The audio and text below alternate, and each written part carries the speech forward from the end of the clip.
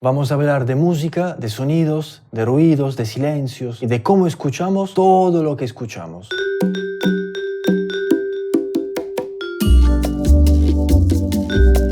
Me llamo Claudia Piñeiro, soy escritora, dramaturga y guionista.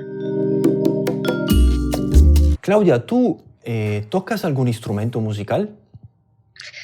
Siempre quise tocar algún instrumento musical e intenté distintas cosas, pero nunca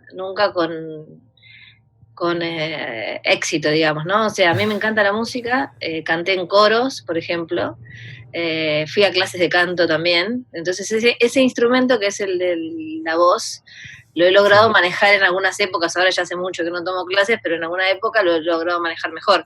Pero después, en el colegio primario, por ejemplo, tocábamos la flauta y eso me resultaba sencillo, entonces pensaba que era fácil pasar a otros instrumentos, pero intenté muchas veces aprender a tocar la guitarra y no lo logré como yo hubiera querido. Quizás no le puse el empeño. Después también tomé clases de piano y no lo logré.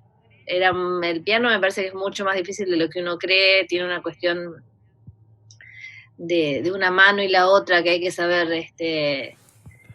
como separar la cabeza de lo que va con un lado y lo que va con otro, y a mí me costaba mucho, también le dediqué poco tiempo. Y después compré algunos instrumentos de percusión porque siempre quise, en esta última etapa, es como que pensé, bueno, en algún momento voy a tomar clases de percusión, que a lo mejor eso me resulta más sencillo. Y todavía no tomé clases. Me gustaría tener un cajón peruano, que nunca compré eso, pero sí le compré a uno de mis hijos un bongó, ¿no? ¿Bongó se llama? Ese que tiene dos. Sí, un bongo. Sí. Y eso me puse varias veces a hacer tutoriales en internet para ver cómo te lo tenías que apoyar entre las piernas y cómo viste una mano y la otra, pero no tomé clases todavía. Pero espera, Claudia, ¿a qué le decís no lo logré? Es que no logro hacer una cosa, o sea, no sé, no puedo tocar una canción en el piano. Podría tocar una canción con 2 dedos porque sé el sonido de las notas, sé tocar una... Sí. Y por oído, con una flauta, te puedo sacar una canción, por ejemplo. Sí. Con un tonete te saco una canción perfecta, por ejemplo, porque son notas más sencillas que una flauta todavía. Es como muy concreto, ¿no? Uno sabe tal nota, tal nota. Pero cuando se empiezan a complicar las cosas, como en el piano, que no es una nota, sino que son acordes, ¿no? En la guitarra, que también es como una combinación de notas, ahí ya se me complicó. Ok. ¿Y escuchas música? ¿En qué momento del día escuchas música? Escucho mucha música en el auto porque yo viví fuera de la ciudad mucho tiempo, a 50 kilómetros, y venía a trabajar a Buenos Aires, entonces el tema de escuchar música en el auto es como el lugar más tranquilo para escuchar, de alguna manera, ¿no? Y después ahora escucho a veces en mi casa, pero también, por ejemplo, uno está en cuarentena con otras personas, y escuchar música en una casa donde hay muchas personas implica ponerte también de acuerdo con la música que vas a escuchar, ¿no? También te podrías poner auriculares, pero no suelo ponerme auriculares para escuchar, para caminar por la calle, como hace mi hija, por ejemplo, o para leer, no. Si veo que está la cosa tranquila y que puedo yo poner música en la casa, sí la pongo. ¿Con tus hijos cómo fue? Es decir, a la Claudia mamá, ¿tú le pasaste música a tus hijos? ¿Escucha esto? ¿O dejaste que ellos descubrieran? No, yo intenté que ellos tuvieran un acercamiento a la música justamente por esta frustración que yo tenía, que nunca sentí que me acerqué bien en el momento adecuado, ¿no? Yo mucho tiempo a mi padre, nosotros éramos de clase media baja, y le pedía que quería tocar la guitarra, y mi papá no estaba de acuerdo con tocar la guitarra, le parecía que había que hacer otras cosas, no tocar la guitarra, y me acuerdo que cuando me recibí en Ciencias Económicas pedí de regalo una guitarra, y recién ahí tuve una guitarra que después ya no aprendí, porque yo tenía 26 años y me puse a trabajar y otras cosas, pero digamos que ese deseo de tener un instrumento para poder tocar me había acompañado toda la vida y no lo pude lograr, ¿no? Tampoco me quejo de mi padre, porque mi padre no, tampoco es que tenía mucho dinero para decir, bueno, te compro el instrumento, te compro el otro, eso no era así, pero a veces a otras cosas le ponía el esfuerzo porque le parecían más interesantes que la música, ¿no? A mi papá le gustaba la música, escuchaba ópera, escuchaba música clásica mucho, pero lo de tocar el instrumento no le parecía que valía la pena invertir en eso, ¿no? Y entonces yo con mis hijos desde muy chicos siempre los llevé a distintas actividades relacionadas con la música. Primero a una profesora que se llama Alejandra Krislavin, que daba como grupos para chicos justamente, no para un instrumento en particular, sino como para introducirlos con distintas cuestiones relacionadas con la música para que después cada chico elija el instrumento que le interesaba, ¿no? Y en mi casa todavía está, perdón, hay una batería que usaron mis hijos. Primero vino un profesor que les enseñaba con tachos de cocina, ¿no? Con instrumentos, una batería que se armaba con elementos caseros. Después pudimos comprar una batería y la batería todavía está ahí. Y los dos varones, yo tengo dos varones y una hija mujer, los tres han tocado la batería. Mucho como descarga, ¿no? Volver del colegio y estar una hora tocando la batería, por ejemplo.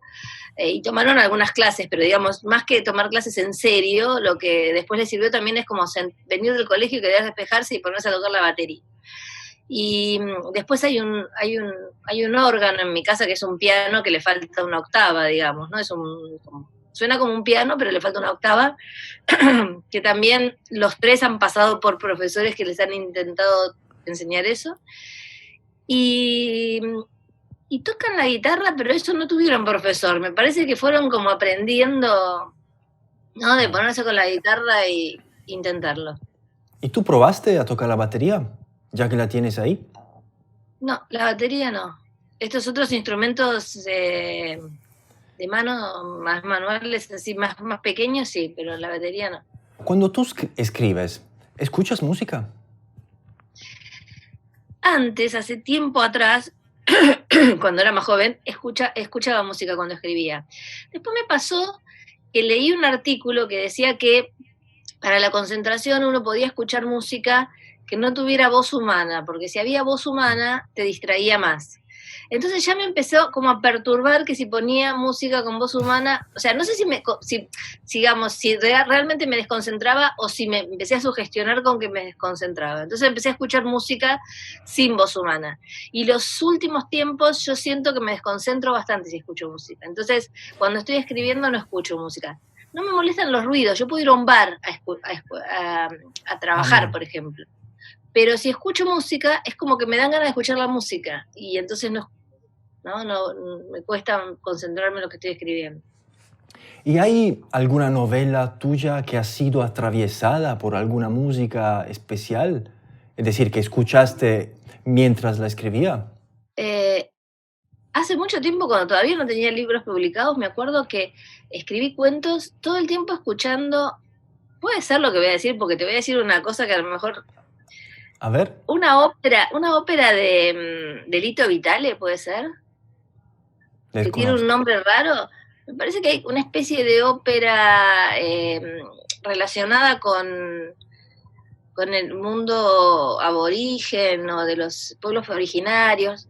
Si no me equivoco, era un cassette. Yo tenía un cassette y me parece que era Lito Vitale y que era una música instrumental tipo ópera de él, estoy casi segura. Después en todas las novelas que escribí, no es que estoy escuchando música, pero en todas hay referencias a la música y me causa gracia porque a veces yo no soy tan consciente y alguien, por ejemplo, me pasó con, no me acuerdo si es con Las Maldiciones, que alguien cuando fui a Rosario me dice, ay, soy amiga del Ligia Apiro y le avisé que en tu novela nombrás, la nombrás como que un personaje lo escucha. Y yo no lo tenía tan consciente. Y ahora me pasó lo mismo con Adriana Varela en la última novela, en Catedrales, que Rep me dice, le avisé a Adriana Varela que hay un personaje que es fanático de ella. Y sí, hay un personaje que es fanático de ella. Entonces, digo, mis personajes en general tienen relación con la música. Hay una novela que se llama Las grietas de Jara, que la joven adolescente le enseña al padre, que no tiene ningún contacto con la música, a escuchar a Leonard Cohen cuando, digamos, quizás no es tan de la edad de la hija, sino más del padre, pero el padre no tenía ningún contacto con la música y se empiezan a relacionar a través de esta recomendación de su hija. Por eso digo que en general, no porque estoy pensando en eso, pero mis personajes en algún momento traen la música a mis novelas. Mira, es muy curioso esto, ¿no? ¿Y hay algún libro o autor o autora que tú asocias a alguna música determinada? Yo creo que hay autores que son mucho más auditivos que visuales. Por ejemplo, yo soy una autora bastante visual. Veo una imagen y busco las palabras para poder contar esa imagen, ¿no? Y hay otros autores que son más auditivos. Me parece que Saer es un autor más auditivo en el sentido que te suena, es como un sonido, ¿no? Y creo que, bueno, su obra La Menor, que tiene que ver con la nota, es como justamente lo lees y suena en ese registro, ¿no? Con respecto a los traductores, me gustaría saber cómo funciona en tu caso. ¿Tú tienes relación directa con los traductores de tus obras? Hay traductores que sí y traductores que no. Yo por ejemplo tengo traductores con los que tengo una relación de amistad, porque de tanto hablarnos, y después si viajaron a Buenos Aires o si yo viajé a sus países nos hemos encontrado. Por ejemplo, Peter Coulson, que es mi editor alemán, es amigo, por decirte de alguna manera, ¿no? Si yo voy a Berlín, le Mm, aviso que voy a Berlín y nos encontramos. mm. Y hay una relación de años de que él ha traducido mis textos. Eh, Alain Magret, que es mi traductor al francés, también. Pino Cacucci, que es el italiano, también. O sea, tengo menos relación que con Peter porque nos hemos encontrado muchas veces en Berlín, pero son traductores con los que tengo relación, ¿no? Miranda Franz, que es la que me tradujo a inglés, también. Con todos esos he tenido relación, pero después me pasa, por ejemplo, algunos que nunca me han escrito y que digo, bueno, ¿cómo se las habrán arreglado? Porque cuando en algún idioma te Claro. hacen preguntas que son muy pertinentes, que vos te das cuenta que sí, que es muy difícil traducir eso si no te lo preguntan, te preguntás cómo habrá hecho este otro, ¿no? Entonces yo, suponete, estoy traducida al griego, al ruso, al eslovaco, a no sé, húngaro, un montón de idiomas que nunca nadie me preguntó nada, ¿no? Entonces decís, bueno, ¿qué habrá pasado acá? Me pasó algo muy curioso cuando fui a la Feria del Libro del Cairo, en Egipto, que habían traducido dos novelas mías, y me dijeron, yo en la feria iba a estar en un panel que iba a estar mi traductor. Cuando voy al panel, además del traductor, hay un intérprete. Yo dije, qué raro, porque estando el traductor, en Argentina lo que hubiéramos hecho es ahorrar un personaje y que el mismo traductor haga la traducción, ¿no? Claro. Y entonces pregunté y me dice el intérprete, no, lo que pasa es que tu traductor no habla español. Él tomó el texto traducido al inglés y del Ah, inglés se claro. tradujo al árabe.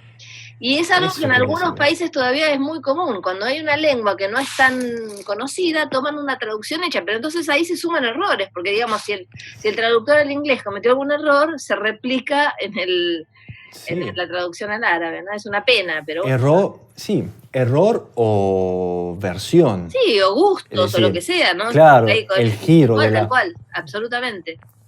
hasta el sabor de cierta frase, ni siquiera palabra, cierta Sí. frase. Y ahora, por ejemplo, me pasó en la cuarentena que un periodista alemán me propuso para una revista literaria alemana hacer con otros 8 autores de distintas partes del mundo un texto elaborado entre todos, ¿no? A mí me tocaba el anteúltimo lugar, el séptimo.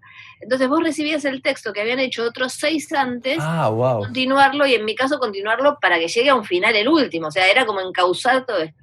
Y esos textos eran escritos por autores de distintos lugares del mundo que hablan lenguas muy distintas. Por ejemplo, hay alguien de Etiopía, hay alguien de Ucrania, distintos países con lenguas que yo por supuesto no conozco. Entonces yo recibí el texto en inglés, leí en inglés y luego seguí con, digamos, lo escribí en castellano, un traductor lo volvió al inglés, otro al alemán porque finalmente sale todo en alemán, pero son todos originados en otras lenguas, ¿no? Eso me pareció como muy loco, ¿no? ¿Cómo fue todo ese pasaje? Es más, cuando yo tuve que hacer el mío, había un personaje que nombraba el escritor anterior, que yo interpreté que era un hombre, porque viste que en inglés es difícil, si a vos se te pasa el he o el she, no es que todo el tiempo está, digamos, el sustantivo o el adjetivo con o con a, ¿no? O ahora con e, digamos, pero es como que se te pasó y ya es difícil enganchar. Entonces me escribió después el que organizaba todo y me dice, ¿a vos te molesta que volvamos al original de que era un hombre, una mujer? Porque si no queda raro, no, yo siempre pensé que era un hombre, o sea, no, se me pasó que era una mujer, se ve que en algún lugar lo dice, pero a mí se me pasó. fantástico, muy bueno. Y en teatro, Claudia, ¿te pasó alguna vez de escribir una cotación sonora o musical concreta e importante para ti que después la directora o el director en la puesta en escena, digamos, no consideró? ¿Te pasó alguna vez? Seguramente, yo igual no lo tengo registrado porque soy bastante respetuosa del trabajo del director cuando pone en escena y pienso, bueno, si cambió esto por algo será, ¿no? Por decirlo de alguna manera. Pero, pero seguramente tiene que haber, me viene a la cabeza con otras cosas, no sonoras, ¿no? Que sí pasó, ¿no? Y en general yo nunca tengo ningún inconveniente en que el director y el autor y el actor diga, cambie el texto. Sí me pasa a veces que, claro, yo soy escritora, ¿no? Entonces, si bien los personajes pueden hablar mal, o sea, un personaje puede hablar mal, yo soy bastante cuidadosa de que no se repitan palabras o de que no hayan determinados errores que yo no quiero que el personaje lo haga a propósito. O sea, si yo no lo pongo a propósito, no quiero que se ponga. Y a veces me ha pasado que un actor cambia una palabra por otra que no existe y que no es una palabra que... Entonces, me siento incómoda porque digo, a lo mejor alguien cree que yo escribí esa palabra, ¿no? Que es incorrecta, ¿no? O que le hace repetir muchas veces una palabra en un parlamento a un actor que yo no lo repetí en el texto y me siento incómoda porque digo, a lo mejor alguien piensa, esto está mal escrito. Obviamente un actor, un personaje, una persona no habla perfecto como hablamos nosotros, digamos, como escribimos con los escritores cuando estamos tratando de escribir algo con corrección, ¿no? Pero no es que en esos casos el actor lo hace a propósito, sino que probablemente se equivoca y cree que esa palabra es correcta y entonces es difícil a veces marcarlo y decirle, mira, esta palabra no es la correcta, tendrías que decir esta otra, ¿no? Claro, claro. Y tanto en teatro como también los guiones para cine y series, vos sos una escritora que, digamos, también tiene ideas musicales, no, más que ideas, propuestas musicales con respecto a cómo deberían musicalizarse o sonar ciertas cuestiones de la serie o de la película, o sos alguien que, digamos, ese aspecto lo deja a la producción o a la dirección.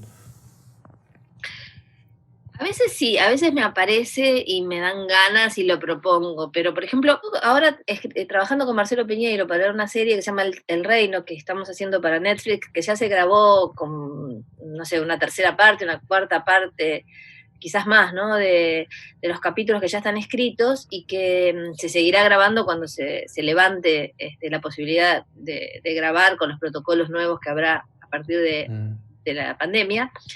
Que mientras yo escribía los guiones con él es el director, pero los guiones los escribimos juntos, él hacía Okay. propuestas musicales que me hacían sentir una discapacitada musical, porque siempre traía propuestas musicales geniales, geniales, así que aprendí muchísimo, se ve que es alguien que le gusta mucho la música, entonces lo que me limitaba a veces era que él me daba opciones de temas para determinadas escenas y sí lo que me acuerdo es que en un momento me pasó un tema que él quería que, acá hay un grupo de personajes que van a un templo religioso y me pasó una canción que él creía que podía ser en inglés y yo le devolví el audio cantado en castellano, entonces lo sorprendí por esto que te digo que yo canto bien y nadie se imagina que canto más o menos bien, Mira. entonces le traduje el texto y se lo devolví, pero en vez de devolvérselo escrito, se lo devolví cantado por mi voz. Y él, hay varios capítulos de la serie donde la música es fundamental y siempre fueron propuestas de él que me parecieron extraordinarias. Claudia, ¿cuál fue el concierto o recital que nunca te olvidarás?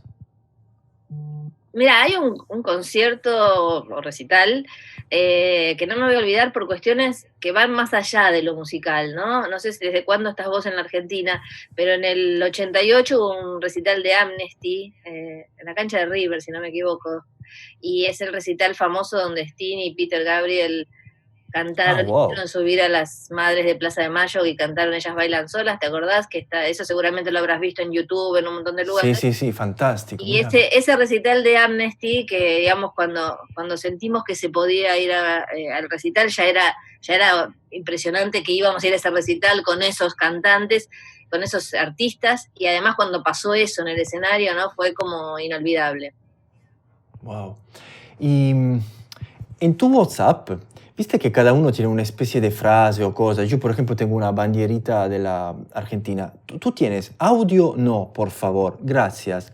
¿Qué pasa con los audios de WhatsApp? Es que la gente es muy invasiva con los audios de WhatsApp. Por ejemplo, yo no tengo problema que alguien me mande un audio de WhatsApp, sobre todo si es alguien que nos conocemos, y a veces en la dinámica de tu vida te resulta más fácil grabar un audio, o el tema que tenés que decir es más fácil grabar un audio que escribirlo. Pero hay gente que no te conoce, que vos no sabés quién es, que no la tenés agendada, y te aparece con un audio de WhatsApp de 3 minutos.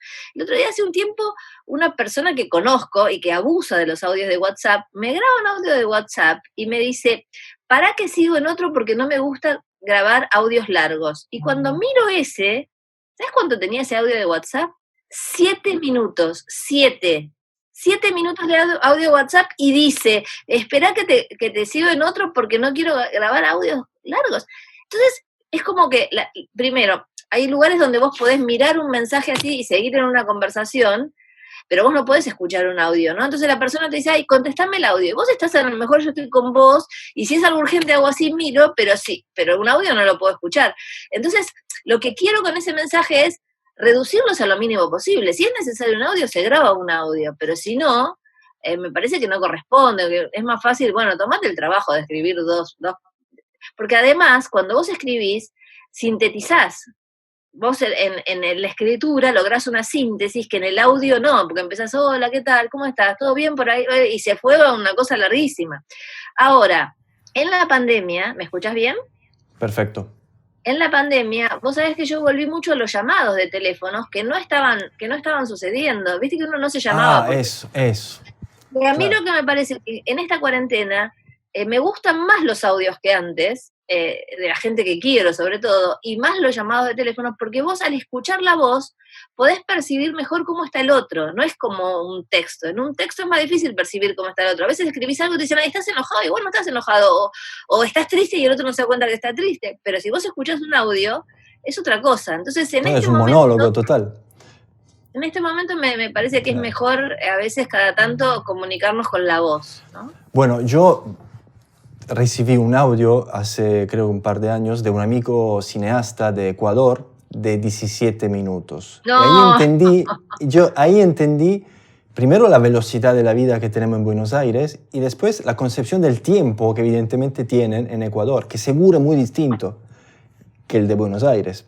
¿Viste? Estaba la megalópoli. No, claro. Y mirá lo que me pasó a mí en la pandemia.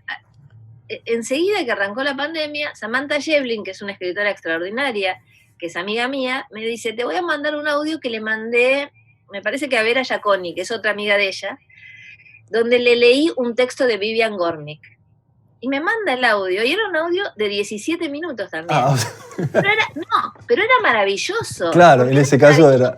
Dice, vos no tenés obligación de escuchar ese audio en ese momento. Te vas a dormir y alguien te cuenta un cuento en el oído, ¿no? Claro, eso es otra cosa. Lo agradecí muchísimo. Fantástico.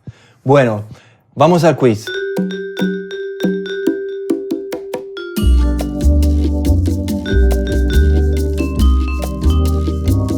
El quiz es una serie de preguntas que yo te hago. Pueden ser preguntas o palabras o géneros musicales, y tú me contestas lo primero que asocias a esas imágenes o lo primero que te sale a la cabeza. Rock nacional. Charlie. Música clásica. Strauss. Música barroca. Catedral. Música italiana. Puccini. Ópera. Diría una cosa que nada que ver, ¿puedo? Obvio. Brecht, pero por la ópera de los 2 centavos. Tango. Adriana Varela.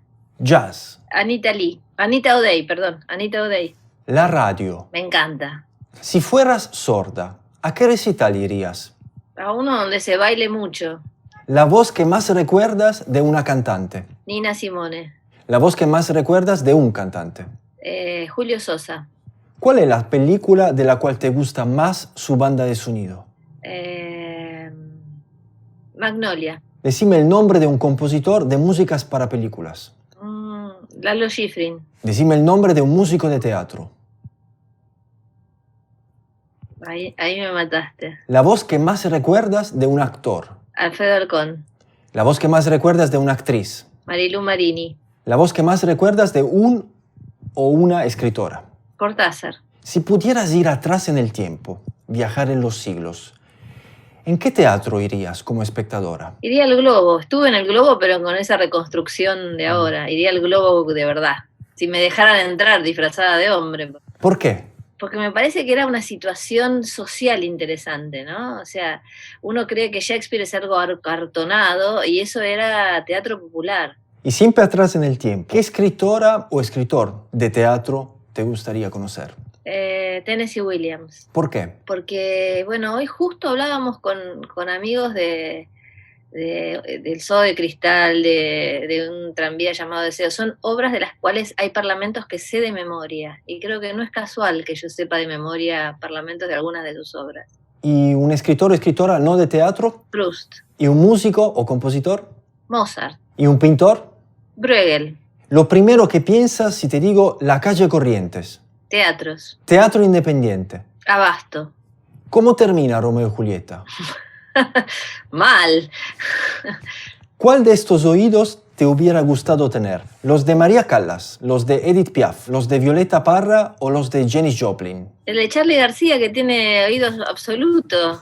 No están las opciones. Está, tienes que elegir entre estas cuatro. Violeta Parra. ¿Por qué? Porque seguramente escuchaba sonidos más cercanos a mí. Un sonido que te molesta. Un taladro rompiendo la calle sin parar. ¿Y cómo hace ese sonido?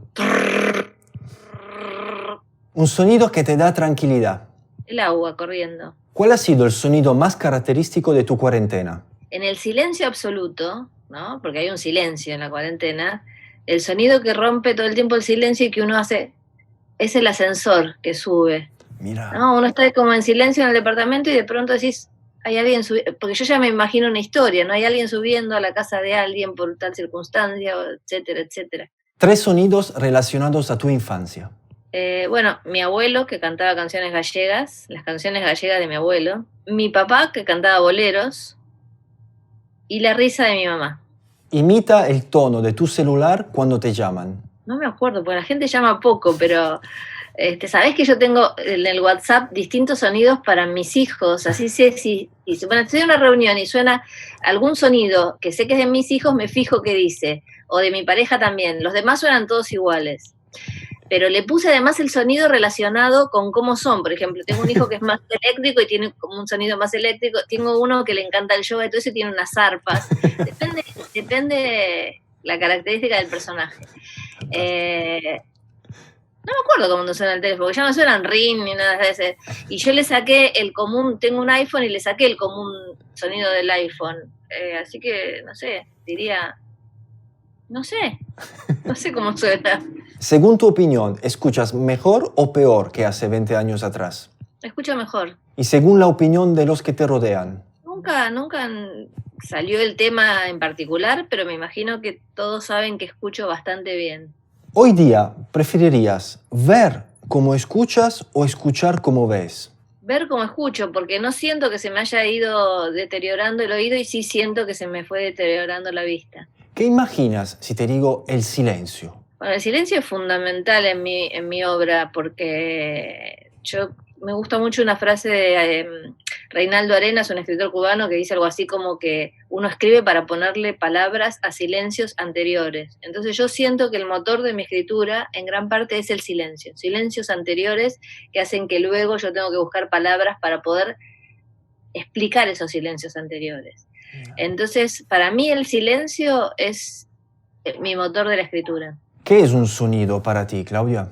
Una vibración en el aire que produce un llamado, ¿no? Ahora está ladrando un perro, no sé si se escucha, por ejemplo. Sí. Entonces es una vibración en el aire que es un llamado de un perro que algo le pasa. Y yo pienso, ¿Qué pasa con eso, no? Como el ascensor, algo pasa, o sea, los sonidos son llamados de situaciones, de personas, de contextos. Muchas gracias, Claudia. Un A ustedes. placer. Muchas gracias.